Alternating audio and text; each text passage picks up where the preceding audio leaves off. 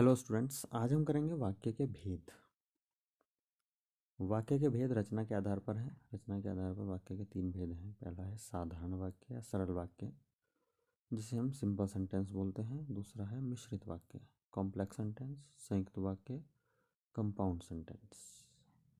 साधारण वाक्य या सरल वाक्य, जिन वाक्यों में एक ही क्रिया होती है और एक ही कर्ता होता है, वे साधारण वाक्य कहलाते हैं।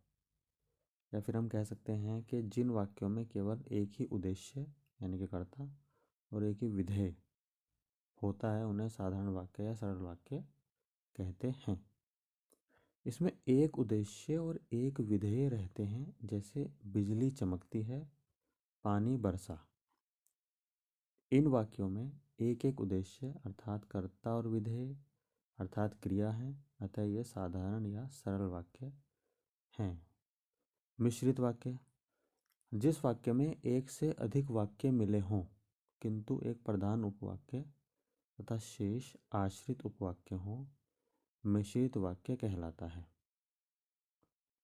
जिस वाक्य में मुख्य उद्देश्य और मुख्य विधेय के अलावा एक या अधिक समापिका क्रियाएं हों, उसे मिश्रित वाक्य कहते हैं। जैसे, वह कौन सा मनुष्य है जिसने महाप्रतापी राजा भोज का नाम ना सुना हो।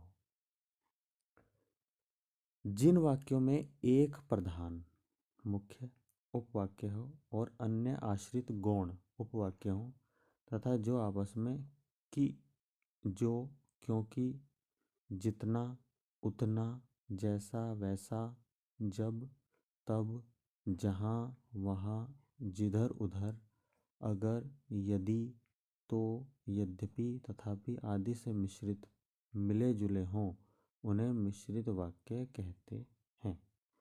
इनमें एक मुख्य उद्देश्य और मुख्य विधेय के अलावा एक से अधिक समापिका क्रियाएं होती हैं।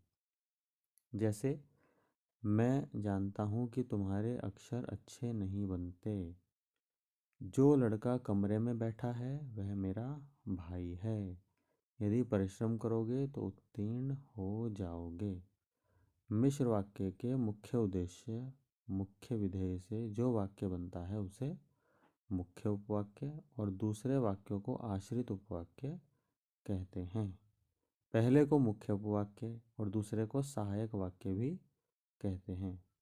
सहायक वाक्य अपने में पूर्ण या सार्थक नहीं होते, पर मुख्य वाक्य के साथ आने पर उनका अर्थ निकलता है।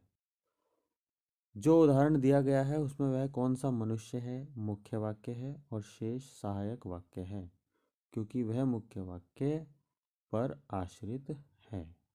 हो सकता है कि आपको थोड़ा सा ये कंफ्यूजिंग लगे, लेकिन अब जब आप 4 से 5 बार पढ़ेंगे इसको अच्छे से नोट्स को, तो आपको वो क्लियर हो जाएगा। विद एग्जाम्पल, उदाहरण के साथ पढ़िएगा। थर्ड है संयुक्त वाक्य। संयुक्त वाक्य हम करेंगे नेक्स्ट वीडियो में। अभी हमने सिर्फ 2 वाक्य किए हैं, वाक्य के 2 भेद किए हैं। उनको आप अच्छे से रिवाइज कीजिएगा। कोई डाउट होता है तो आप हमें पूछ सकते हैं। मिलते हैं नेक्स्ट वीडियो में। पढ़ते रहिए और आगे बढ़ते रहिए।